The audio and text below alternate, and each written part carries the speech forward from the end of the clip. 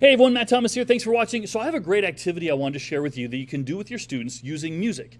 And initially I intended to send this out as more of a history activity, but quite honestly, you can do this in math, you can do it in science, you can do it in English. I used to do this with my English class. I'll share with you at the end of my lesson with my English students. But let me ask you this question first. So what do Lin-Manuel Miranda's Hamilton and Falco's Rock Me Amadeus have in common? They both teach biographical information using music and song lyrics. And our brain really likes learning with music and song lyrics. And our brain remembers information very, very well when placed into music or song lyrics. And let me explain why. If you're looking at the slideshow, you'll see I have links to all the articles and the studies that I'm using to support this information.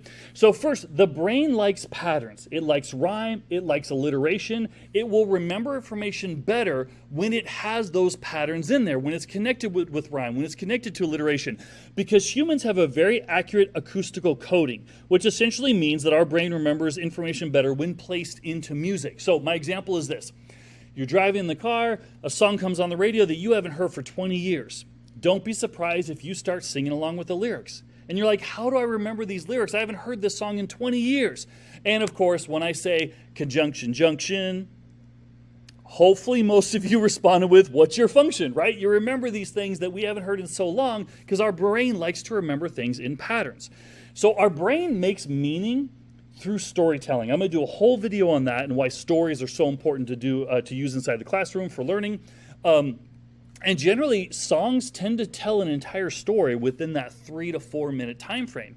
And of course, most of our students love music, right? And curiosity is the first and foremost important stage of music. Curiosity can lead to interest. Interest can lead to motivation. If your students are motivated about what they're learning, they teach themselves, right? That's intrinsic learning. So let me get into this. I'm gonna present this through like what a history teacher would do, and then I'll explain how I use this in English class, and of course science and math classes. You can just adapt it to your particular subject.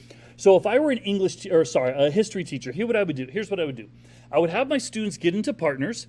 There is not enough work for 3 people. I'll just tell you that from the experience of doing this lesson for many years. There's not enough work for 3 people. Have the students partner up. Have each individual group research a historical figure or event. Once they're done researching, then have them create a rap or a song about that event and tie it into whatever standard you like. I'm using this one for example. Students understand the meaning, implication, and impact of historical events and recognize that events could have taken other directions.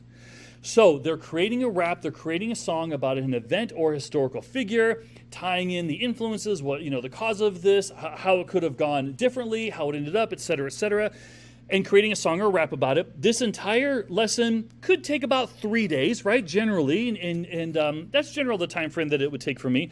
You could offer extra credit if the group or if the groups perform the song, or if you, and that's a fun thing, students love this kind of stuff. It's a nice way to doing these presentations, like your entire class could hear about all these different figures and events. Now I wouldn't force your students to perform in front of others, but offer that extra credit there. If you have a video production class on campus, use cross-curricular instruction and have the students create a video right through that video production class to go along with the song. And you can really extend the learning through cross-curricular instruction, either with a video production class or with your English teachers, right? Cross-curricular instruction, we know, is one of the best ways to support learning. It's one of the best ways that our brain loves to learn. I have a video on there. You can link that and watch that.